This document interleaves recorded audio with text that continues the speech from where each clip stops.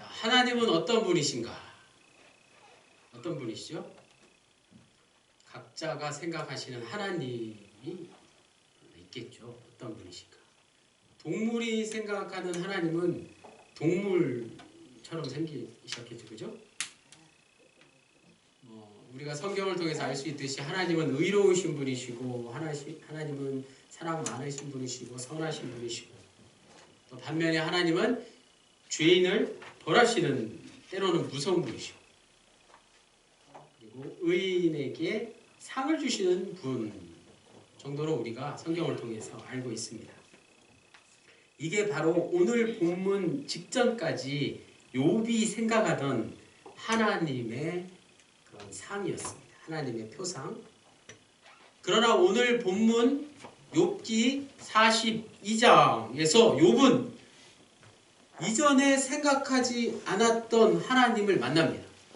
이전에 욥이 생각하고 있던 하나님과는 분명히 다른 하나님을 만났다는 사실. 자, 어려운 살림에 대학 진학을 앞둔 아들이 아버지께 이런 질문을 할 수 있겠죠. 아버지, 계획이 있으신가요? 내가 아르바이트라도 좀 해야 되지 않을까요? 그러면 아버지가 어떻게 대답할까요? 요즘에는 농어촌 특별 장학금도 있고 또 구세군 만영 장학금도 있고 겹치지만 않으면 장학금으로 학교를 다닐 수 있지 않을까? 또 어느 은행에서는 또 싸게 또 대출도 해준다고 하니까 이렇고 저렇고 내가 다 준비할 거다. 너는 걱정하지 말아라. 이렇게 자세하게 친절하게 대답해 주겠습니까? 아버지가 아들에게? 뭐라고 대답하실 것 같아요? 잔소리 말고 공부나 열심히 해. 이 한마디가 바로 나올 거예요. 아버지의 생각을 아들은 따라갈 수 없는 거죠. 그리고 굳이 그걸 아버지가 아들에게 일일이 생각을 해본들 무슨 소용이 있겠습니까? 아버지와 아들은 이렇게 생각하는 게 차이가 있다는 거예요. 욥과 욥의 세 친구 대만 사람 엘리바스와 수아 사람 빌닷과 나아마 사람 소발은 하나님에 대해서 끊임없이 서로 이야기를 나눴습니다. 우리가 욥기를 힘들어하는 이유가 이거죠. 욥과 세 친구의 대화가 너무 길고 지루하다고 생각하기 때문이에요. 이들이 나눈 대화의 핵심을 아는 게 중요합니다. 자신들이 생각하는 하나님에 대한 고정관념에서 벗어나지 못했기 때문에 욥기가 어려워 보이는 거예요. 하나님은 욥의 세 친구 그리고 우리의 생각과는 분명 다른 하나님이시다는 것을 알아야 합니다. 우리가 생각하는 하나님 당연히 그렇습니다. 우리가 하나님을 안다고 하지만 다 아는 게 아닙니다. 그렇다고 욥과 세 친구의 토론, 이것을 신학 논쟁이라고 하는데 그게 전혀 무의미하다고도 말할 수 없습니다. 그걸 통해서 욥기 말씀 42장까지 굉장히 길죠.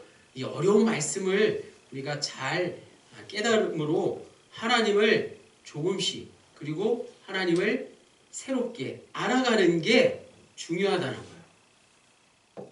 그리고 더 중요한 건 무엇이라고요? 그렇게 해서 하나님을 안다고 해도 하나님을 다 안다고 말해서는 안 된다는 것입니다. 이게 욥기서의 핵심이고 오늘 설교의 핵심이기도 합니다.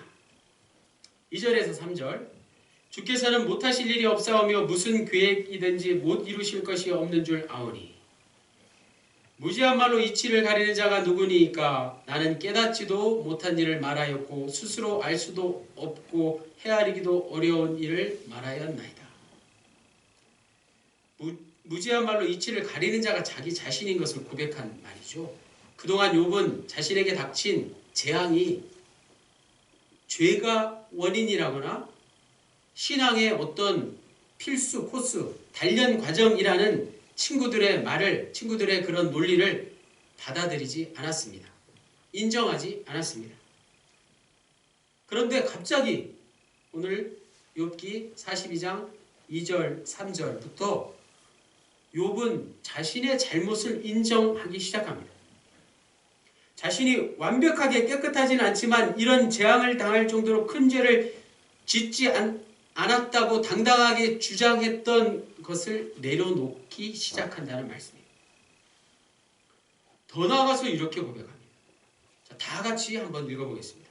욥기 42장 4절에서 6절 말씀. 너무나도 중요한 말씀이니까 우리 다 같이 천천히 읽겠습니다. 시작. 내가 말하겠사오니 주는 들으시고 내가 주께 묻겠사오니 주여 내게 알게 하옵소서. 내가 주께 대하여 귀로 듣기만 하였사오나 이제는 눈으로 주를 배움나이다. 그러므로 내가 스스로 거두어드리고 티끌과 재 가운데에서 회개하나이다. 아멘. 욥은 하나님을 귀로 듣는 것이 아니라 이제 눈으로 보게 되었다고 고백합니다. 무슨 차이가 있을까요?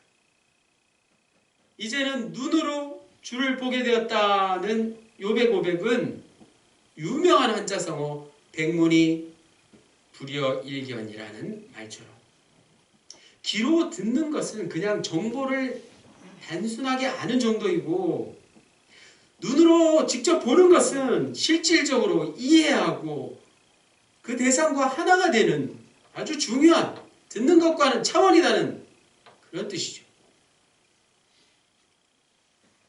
이것을 오늘 우리는 하나님을 믿는다라고 이야기합니다.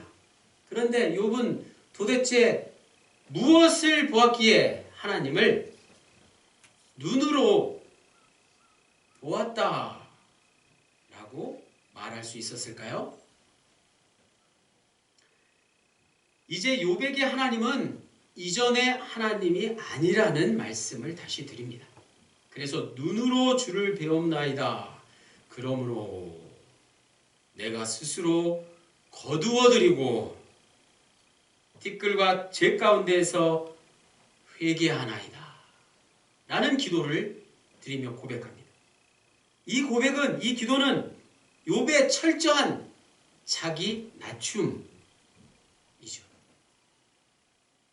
자기 낮춤, 예수님의 모습이죠. 하나님께 직접 답을 듣고 옳거니 바로 그거야 라는 그런 순간을 맞이한 것이죠. 놀랍게도 하나님을 알게 된 순간 욥이 고백한 것은 스스로 자신의 주장을 거두어 드린다는 것입니다. 이 말이 뜻하는 것은 내가 하나님을 보게 된 그 순간, 하나님을 만나고 하나님을 알게 된 순간에 하나님을 모른다라고 말한 것과 같습니다. 무슨 말이죠? 하나님에 대해서 알게 되었다고 고백한 그 순간, 다른 한편으로 하나님이란 내가 아무리 안다고 해봤자 다 알 수 있는 존재가 아니시구나. 그 생각이 욥에게 든 것이죠. 욥의 말이 맞습니다. 하나님에 대해서 다 안다고 생각하는 사람이 혹시 주위에 계신가요? 가장 위험한 생각입니다.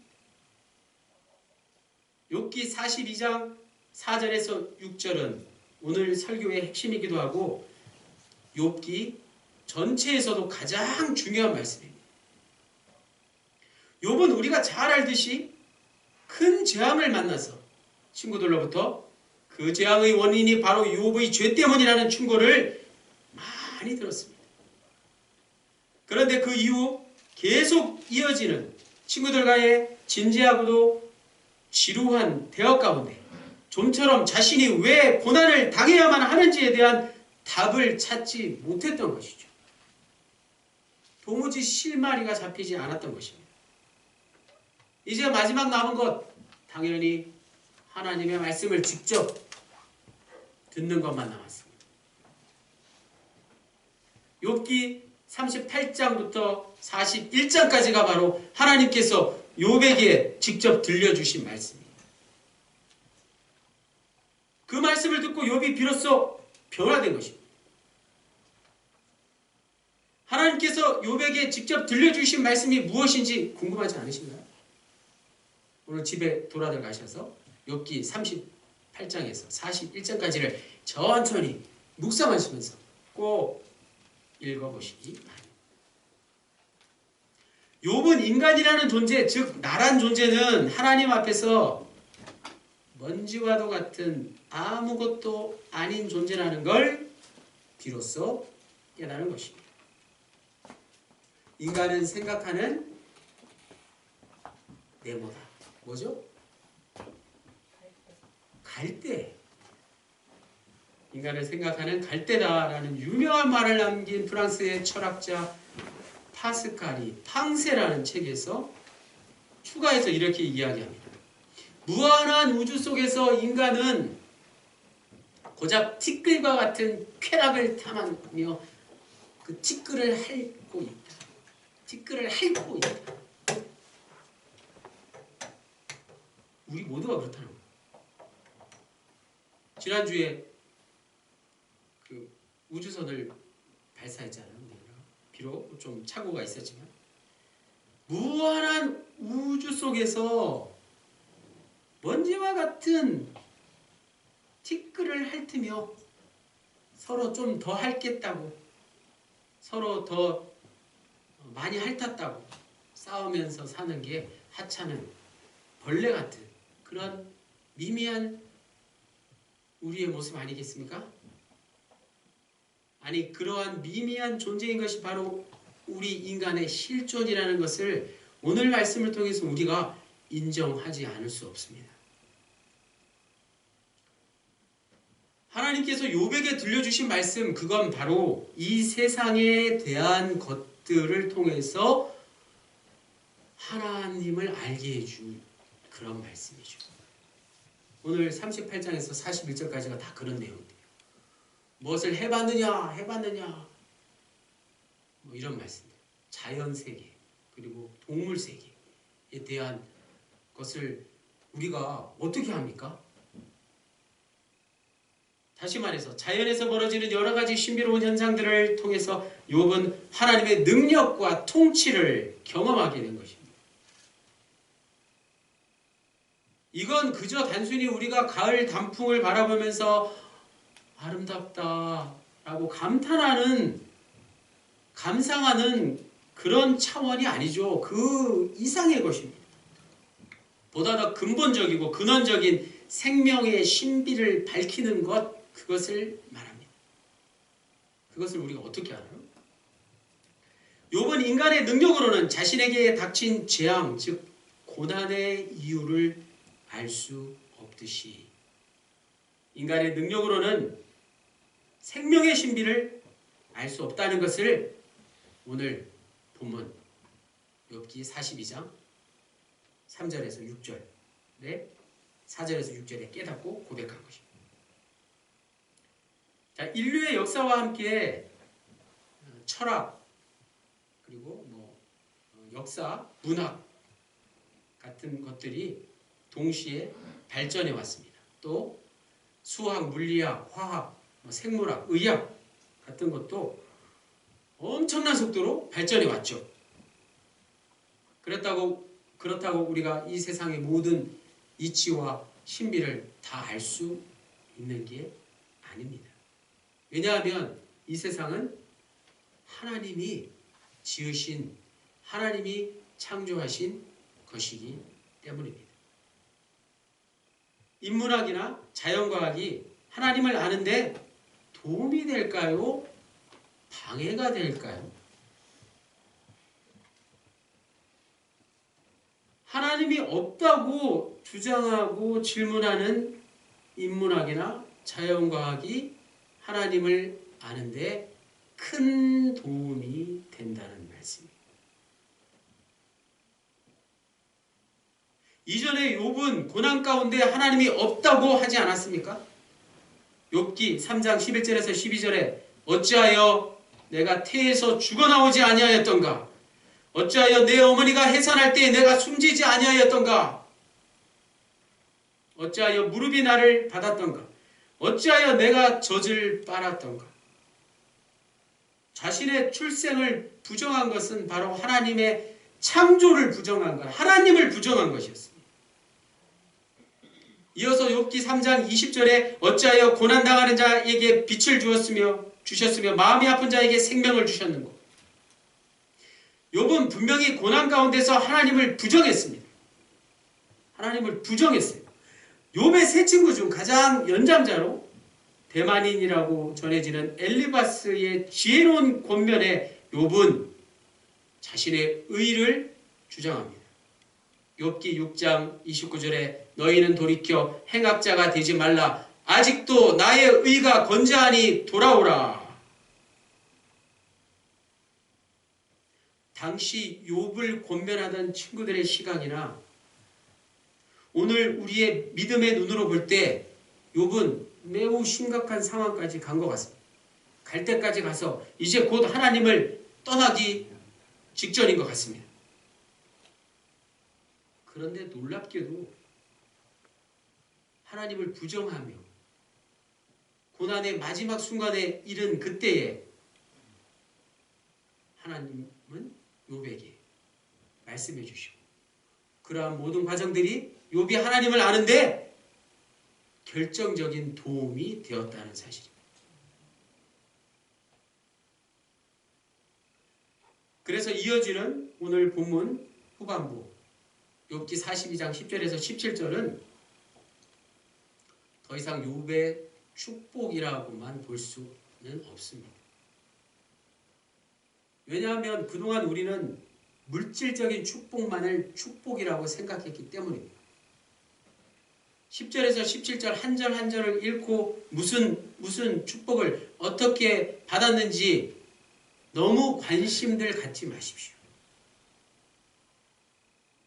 욥의 축복은 10절에서 17절에 열거된 그런 내용들이 아니라 4절에서 6절에 나오는 하나님을 만나게 된 그것 자체가 축복이라는 말씀입니다. 다음 주일은 종교개혁 주일입니다. 놀랍게도 10월 31일이 종교개혁일입니다. 1517년 10월 31일. 우리에게 필요한 종교개혁은 욥처럼 이전과는 분명 다른 하나님을 나도 만나는 것입니다. 하나님은 다양한 얼굴을 계시고 다양한 얼굴을 가지고 계신 분이십니다. 하나님은 우리와 더 깊이 만나기를 원하시는 분이십니다. 이제 우리는 하나님을 이전과는 분명히 다른 방법으로 만날 수 있게 되었습니다. 오늘 말씀을 통해서.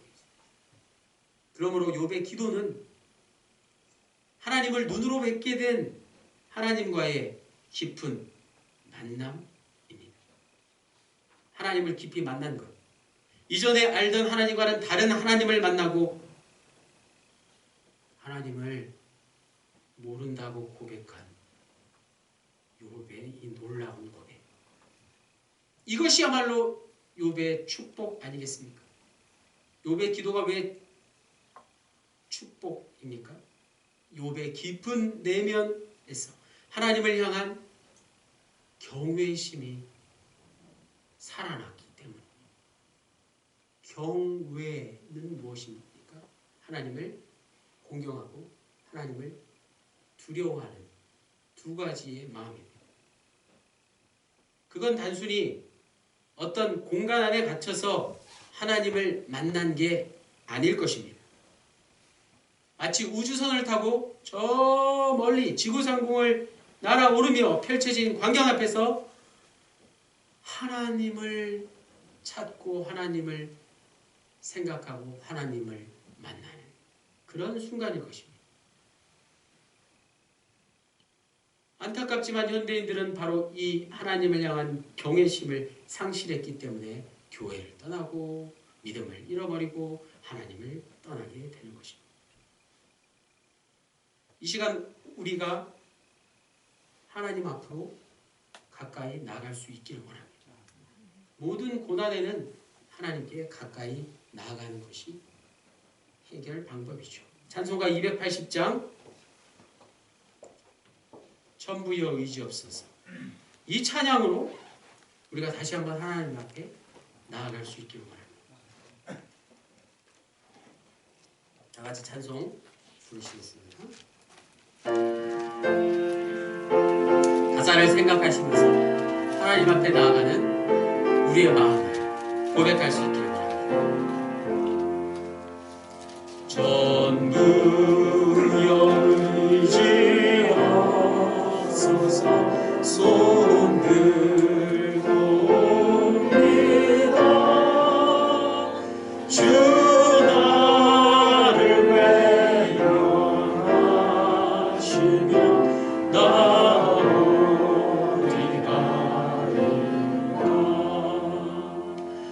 내 죄를 씻기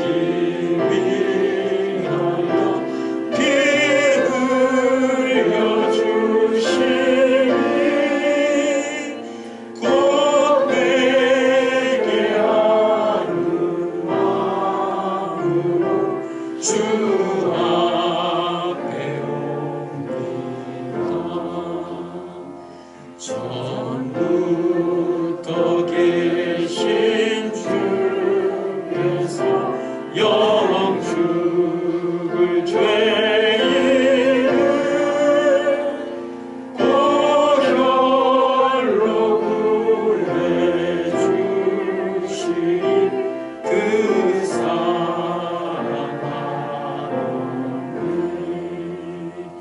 내 죄를 씻기 위하여 피 흘려 주시니 곧 내게 하는 마음으로 주 앞에 옵니다. 나 예수 의지함으로 큰 권능 받아서 주님께 구한 모든 것 늘 얻겠습니다. 내 죄를 씻기 위하여 피 흘려 주시니 곧 되게 하는 마음으로 주 앞에 옵니다.